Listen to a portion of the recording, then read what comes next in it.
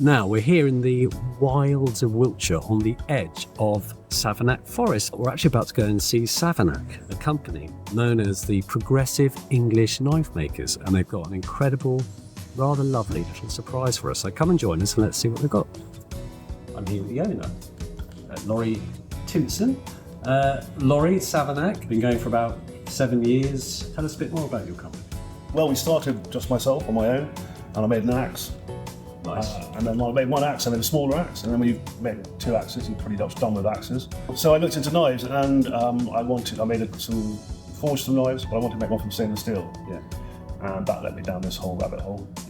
And 7,000 knives later, a lot of our customers are actually professional working chefs with their own restaurant, and maybe 1 or 2 members of staff, and they're in there for 16 hours a day, and they're using our knives, and they're recommending our knives, and they're buying more of our knives. Our knives are distinctly, they're very light, they're very well balanced, they require very little maintenance, they're very easy to look after with a honing steel, all these sort of things. You have made this stunning knife for us to mark our 10th anniversary, a salmon knife that will be going on our website and which we are laying our eyes on for the very first time.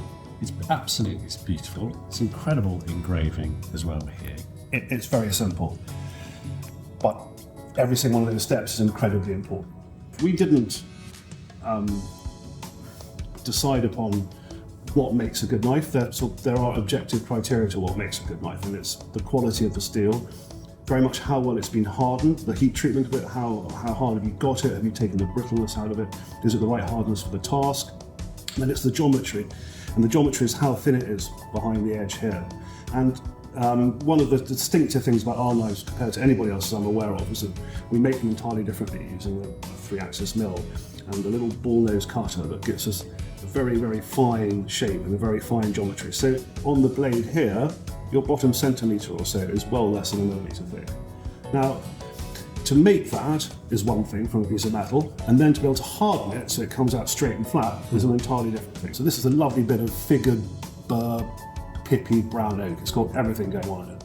Either you do it properly, or you don't. You've certainly done it properly. You can buy the knife on its own. You could buy it with a salmon board, which we've had made by a local wood carver near where we're based in Maldon. And of course, finally, there will be a side of salmon to go unsliced naturally with the knife and the board. Laurie, thank you very much indeed for your time. No problem.